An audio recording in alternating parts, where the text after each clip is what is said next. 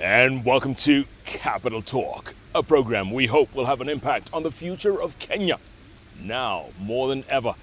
I'm Jeff Koinange. So he came, he saw, and he delivered his verdict. Of course, we're talking about Chief Mediator Kofi Annan.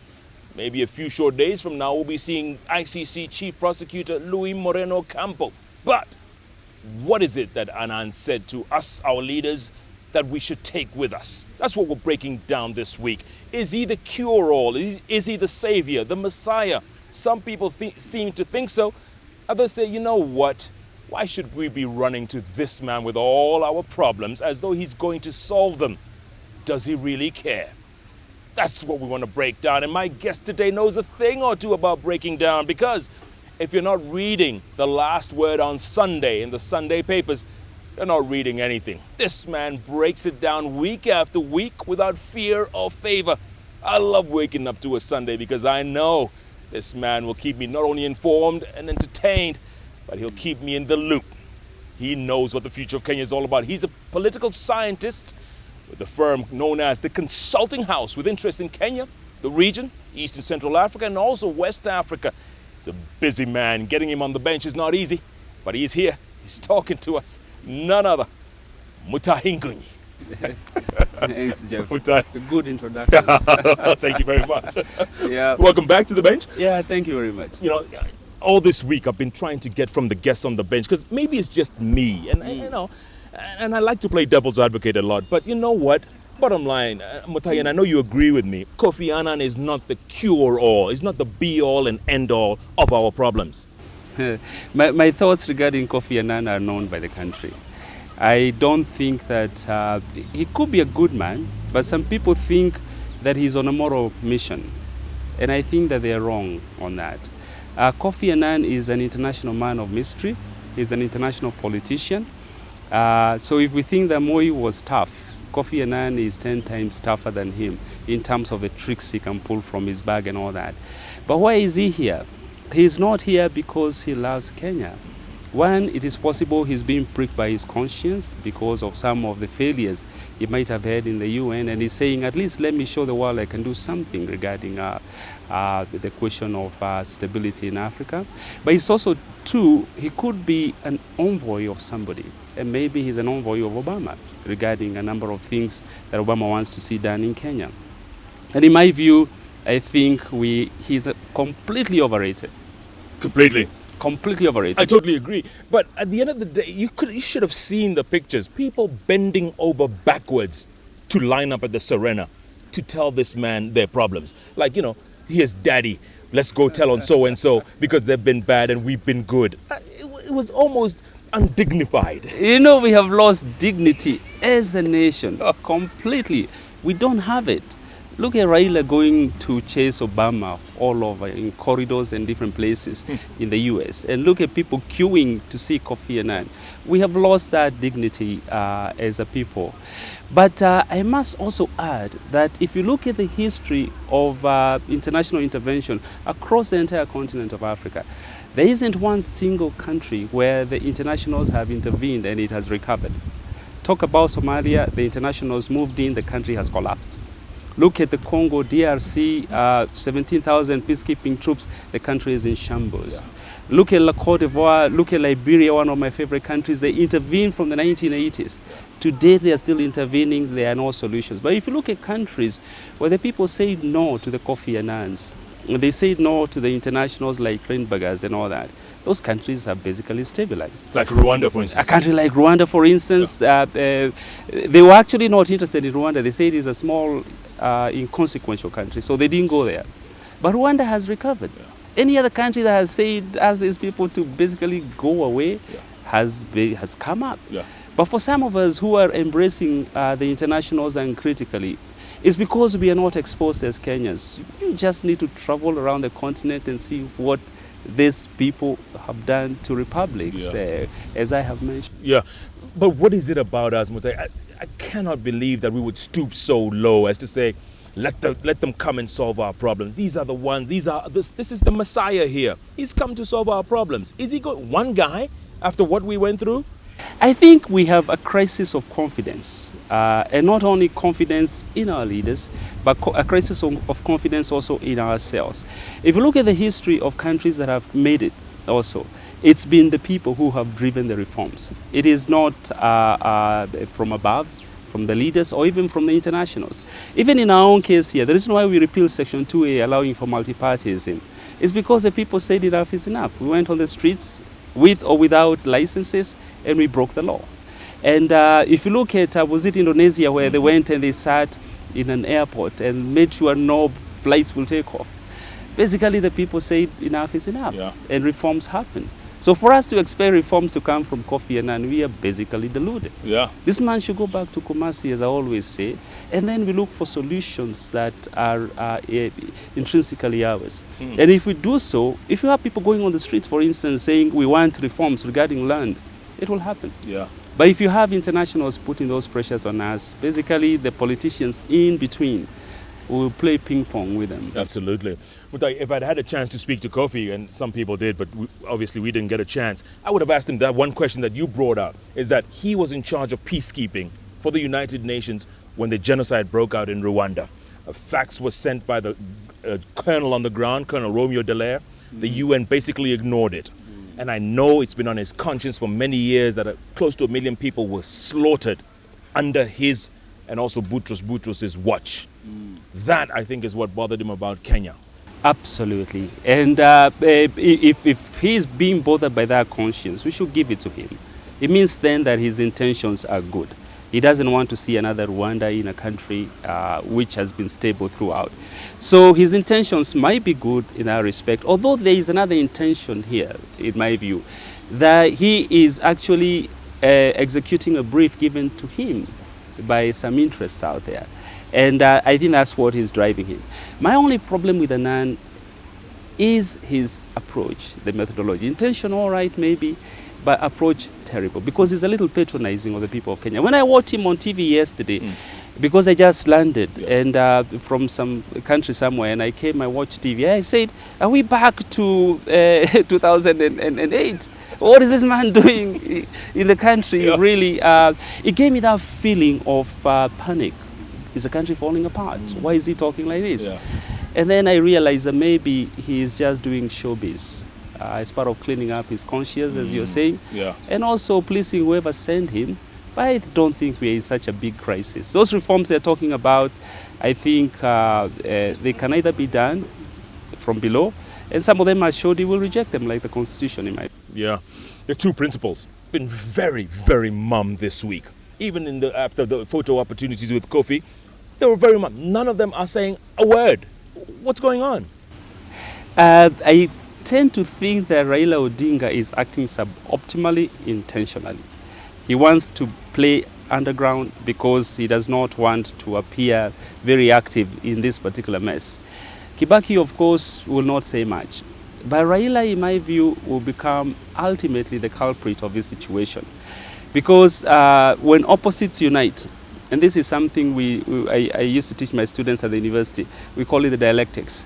That when opposites unite, a new center of power must emerge. And you can see this is what is happening. Raila joining hands with Kibaki has begun to evolve a new axis of power around Uhuru Kenyatta saying we can work with Kalonzo, we can work with Ruto. The old Kanu is emerging. And that's because of the unity of these two opposites. And that is what will happen to Raila. Raila is going to become history, and is becoming history very fast, just by acting suboptimally, in my view. Speaking of alliances forming, will some of these players be around in 2012? Because, as you well know, Mutahi, Ocampo's on his way. You know what will make me so happy is to see these players taken out of the scene. Then we will clean up our politics completely. And but it's not going to be very easy. I was reading the papers today, and they were saying that some areas in the Rift Valley are beginning to arm themselves. And you ask the question, why are they doing that? Because we are not in a crisis. We do not anticipate one very soon. But it is possible they could be arming themselves in anticipation for the Ocampo visit. should Ocampo come. And other pieces that I was reading today also indicate that people are nervous on the ground, that the tensions between the different communities is beginning to emerge again. And this is a result of the possibility of some of these people being taken to The Hague. So I don't think that it's over. Yeah. If Ocampo, or rather, when Ocampo does come, what are the scenarios, Mutahi? What could he do? Could he come and say, you know what, we've been doing our investigations. Yeah. These are the 5 names that we want this government to deliver. These are the 5 people. Could he do that? Ocampo will come and tell us these are the 6 ministers whose heads I'm looking for. And then these are the businessmen, the underwriters of the conflict. And then he'll ask the 2 principals a question. Are you the ones who are going to give me these people? Or do I have to go to the UN Council to get them from there? Now, the problem there will be that in July, the Africa Union passed a resolution which was signed by our head of state, saying we will not collaborate with the ICC. Which means that when Ocampo comes here, although they have told Annan will cooperate, he probably will not get the cooperation of this, especially if you have 6 of your ministers on that particular list. So the option of getting our government handing over these particular guys to The Hague is minimal, given that AU resolution. And the possibilities are that then Ocampo will have to go to the United Nations Security Council and get a resolution to come and pick these guys. And then when that happens, it will happen like al-Bashir. We're going to insulate them. Yeah. You're taking them anywhere. I was about to say that because Ocampo says he wants to use Kenya as an example. Bashir has been on his list for a couple of years now, and he wouldn't dare set foot in Khartoum, right? But he wants to come here, and we bend over backwards and say, come. You know, Ocampo's thing, this thing we are calling ICC, is a new thing, established just the other day, through the Rome Statutes. Yeah. It is completely untested. In fact, the last time I checked, I think they have only about 4 or so cases they have begun. They can't catch al-Bashir. How will they catch the guys from here? My hypothesis, and this can be confirmed or disconfirmed somewhere down the road, is that the case of Kenya will make them look so bad, make them look so incompetent, that I think maybe they will disband this ICC thing ultimately. There is a possibility. Yeah. Because our situation is such that even the evidence that was given by Waki, he told us that it might not meet the threshold of international law, which means that this guy comes in to collect more evidence. He might not be able to get sufficient stuff to nail these people down. Mm. And in that case, then you might end up dealing with a situation that's a little dicey. Yeah. At the same time, Mutahi, if Ocampo does come and say, I need this list of people, this list of people comes back and says, you know what? We were just taking instructions. We were taking instructions from these 2. Then what? See, my hypothesis has all along been that there is no way you can have a list and the 2 principals are not on it. Number 1 person on that list is one Mwai Kibaki. Number 2 person on that list is one Raila Odinga. Everything else is a detail.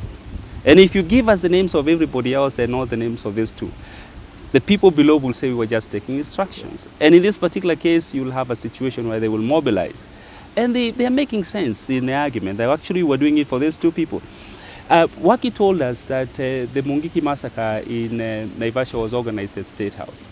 If that's true, the question is, could it have been done without the consent or the knowledge of the president? What did he do about, and if it happened, and he has been told that has happened, why hasn't he taken any action regarding whoever might have organized that particular attack? Yeah. So essentially, you will throw everybody into the cocktail. Yeah. Who's to say that the 2 principals didn't work a deal out with Kofi in the meantime? Wash our hands of all these other people. Just don't touch us. You know, Kofi Annan, in my view, might be an old man from the hair he has. But I think he is politically naive. He might be a man of mystery internationally, an international politician. But regarding the politics of Kenya, I think he does not understand it.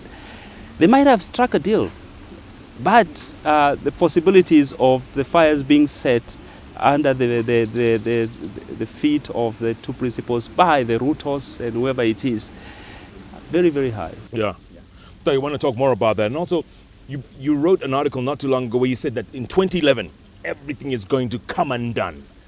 I want to talk more about that. And also, Where'd you get all your inspiration? I love those articles of yours, man. I know. Let's talk about more of that. We'll take a break. My guest today, Mutahi Ngunyi. Good grief. He's the last word on Sunday, no doubt, setting the pace for the week. Right now, he's breaking down the whole chief mediator, chief prosecutor, wacky list, everything that's going down, what we need to do to move forward, get out of this hole we're in, and move on. Is it going to take a foreigner to do that? Or Kenyans? Well, let's keep talking. Capital Talk is back in a moment.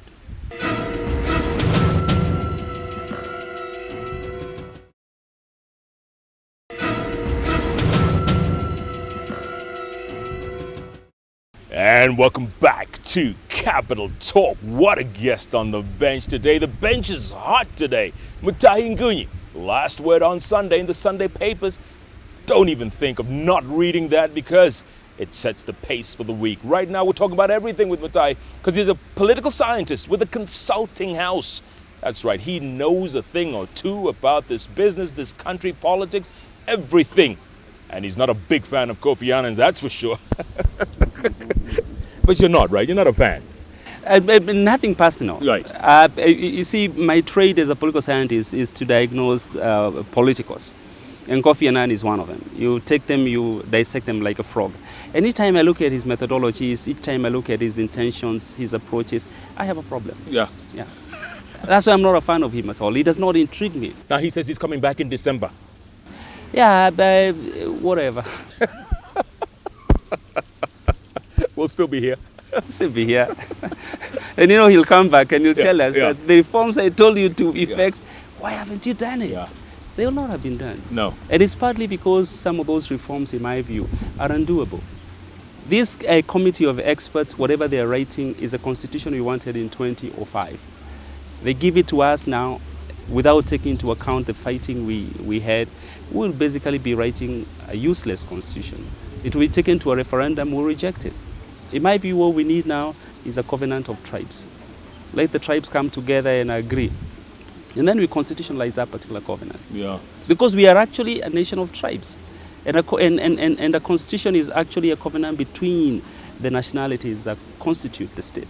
This covenant is the KKK, this so-called Kikuyu Kalenjin Kamba. Would that be a covenant, or is this just an ethnic alliance for personal, reward? That 3XK. Yes, sounds like the Ku Klux Klan. Yeah, I tend to think it's part of the old order. And even when you look at the players in it, what I was calling earlier an Axis emerging, they're part of the old Maoist kind of thinking. And in my view, that's not the way to go. The covenant of tribes that I'm talking about here, it's not a covenant between the biggies, because those biggies in any case have their own tribe. But it's a covenant between the simpletons, the farmer and the guy next door who is a shopkeeper. And an understanding amongst ourselves that we really do want to have a country called Kenya. I always used to ask my father, how did I become a Kenyan? I could have chosen to become anything else. But he says, you were born here. And I would tell him, but I didn't give my consent to becoming one. And he would tell me we became Kenyans when we signed our constitution to become a country, when the nationalities came together. And that contract has to be negotiated every so often as a covenant between communities. Yeah. You've written extensively about 2011 being the landmark year, Mutahi. Yeah. What do you mean by that? 2011, Ocampo will be in Nairobi with those things they put. Handcuffs. Handcuffs, yeah. Yeah. And a helicopter at Wilson Airport, waiting for a number of ministers. Yeah. 2011 will have just emerged from a referendum. We will have either defeated or accepted a constitution, yes or no. 2011, the Independent Electoral Commission will have been disbanded. So we'll have absolutely no commission to run the next election. Around the same time, Kiplagat will have given us another longer list of the people who committed all the crimes from 1963. It looks like the political architecture of this coalition government, either by default or by design, is to have all those things converge 2011. And when they converge, the sensitivities will be so much that we'll tell each other, hey, are we prepared to go for another election? And we will say no. It looks very sensitive. And as a result, the president and his brother now, Raila, will very happily extend parliament. And constitution allows him, in section 59, to extend it for a period of 4 years. And when that happens, then Kibaki stays on until he's 80. That's a hypothesis. It could happen, it might not happen. Yeah. But if 2011 becomes such a crunch year as I see it becoming, then 2012 will not be tenable. And Kofi Annan himself told us that. And it's not a far-fetched idea, hypothesis. I don't think it's far-fetched. I don't think it's far-fetched. It's very possible. It's a possibility that they could take that on. The reason being, one, members of parliament, the current parliament we have, 80% of them are new, which means that come next parliament, 80% of them will be kicked out. If you give them a promise of another 4 years, these guys are thugs, essentially. They will take it. Yeah. Raila Odinga is losing ground right now. If he realizes he might not become prime minister for the next period, he might not occupy that office if they're renovating for him, he'll be happy for another 4 years. Yeah. The president himself is retiring. Why not? So when you look at motive is there. When you look at opportunity, 2011 will provide the opportunity given the heat. The different reforms we are coming up with will generate. And what do we as the rest of Kenyans do to avoid this doomsday scenario? One of the things we must do is reject the leadership of foreigners, because the foreigners are not seeing it. One of the things I would want to see personally is a return to mass action. Not the mass action that we saw during the post-election violence, but the mass action we used to have when we were pushing for the reforms against Moi. I want to see a people's uprising, people coming up and saying no to a number of things.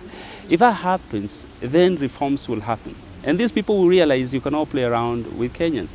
But right now we have a situation of political surrender. People have resigned, and that's why they're saying we have no confidence in our leaders, no confidence in ourselves. The only guy who can save us is a guy from Kumasi.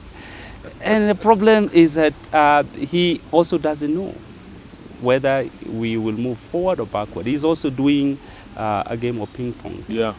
And with all the crises that we're experiencing right now, Mutahi, power, water, food shortage, people that you write about in some of your commentaries, like Wafula, your watchman, what are they saying? I mean, are they getting more and more desperate? I have Wafula is one of them, my good watchman, and my Baba, a young Baba called Joe, who told me the other day that what we have now is kazi kwa vijana and pesa kwa wazee. which means young men are being asked, like in Russia before the Second World War, to dig trenches and then bury them, and they're given 150 bob. It's what we call some kind of lollipop projects. But the money is going to the older people. But my watchman Wafula tells me, and this Joe tells me the same thing, that the reason why it's not raining is because we kill each other. The gods are unhappy. Mm-hmm. I'm not an expert on God matters, but when I listen to these things, I say, wow. Yeah. People have some kind of interpretations that are religious in a sense. But these guys are frustrated, essentially. They have not had water for a very long time. Price of flour has, or even food, basic commodities has soared. And you have a sense of frustration. Yeah. And you don't seem to see some kind of light at the end of the tunnel. Yeah. And when you see one, as they say, it could be an oncoming train. Correct.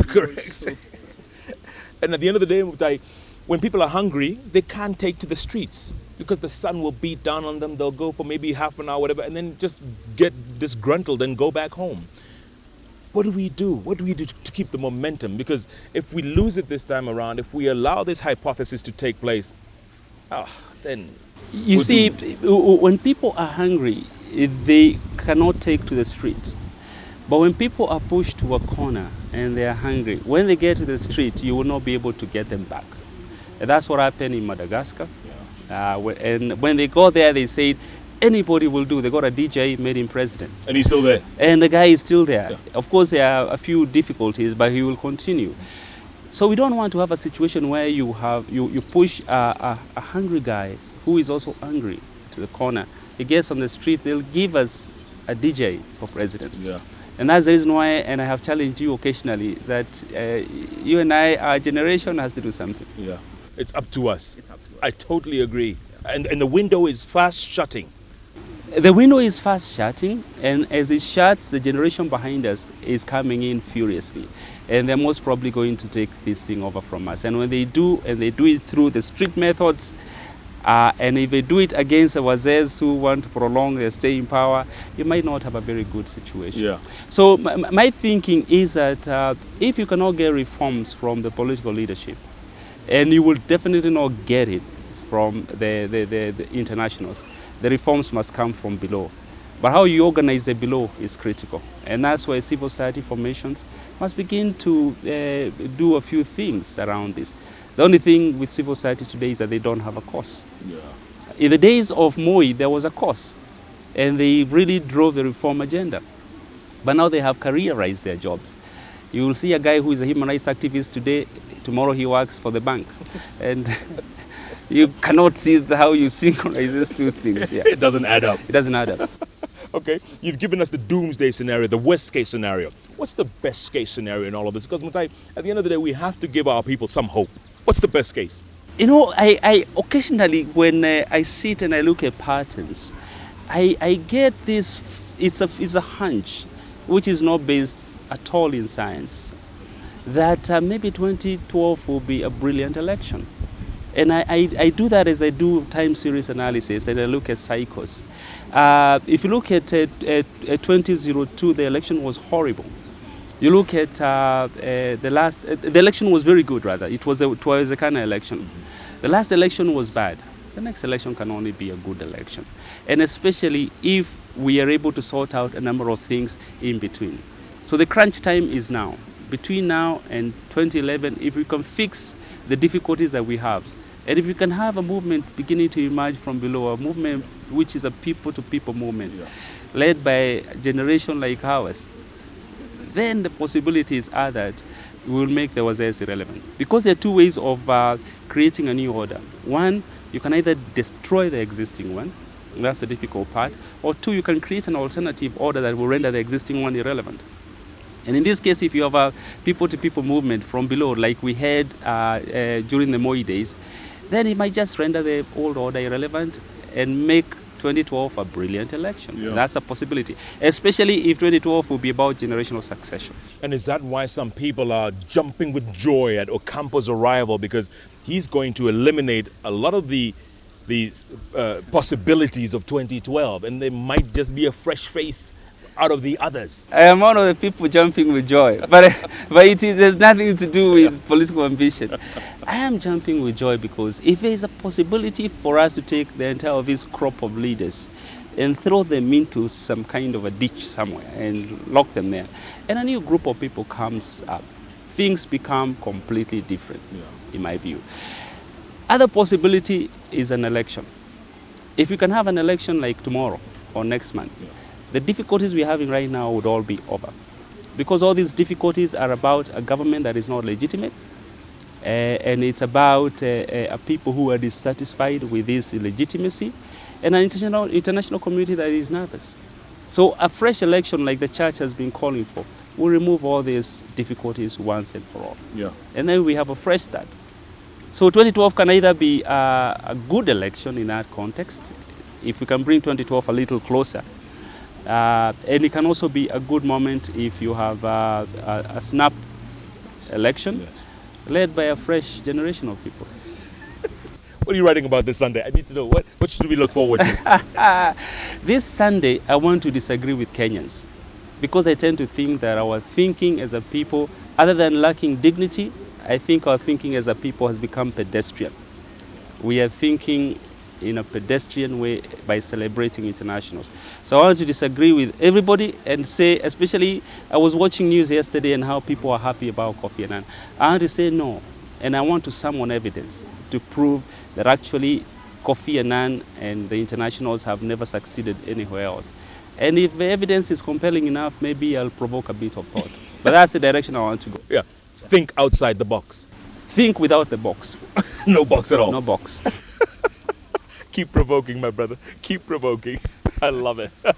Mutahi Ngunyi, good grief. Love it when he's on the bench because he breaks it down better than most people I know. He calls it like he sees it, without fear or favor. If you don't believe me, Pick up the Sunday paper and read the last word on Sunday. You'll be convinced this man knows what he's talking about. Why? Because he's one of those folks who just calls it every time, and he's concerned, bottom line, concerned about the future of this wonderful nation. What a guest, what a show. What a week it's turning out to be on Capital Talk. You cannot find these kinds of guests anywhere else. If you're not watching Capital Talk, I don't know, you're not watching TV. It's available right here, the award-winning station, K24. Where, as always, we are all Kenya. All the time. You get better every time at that, eh?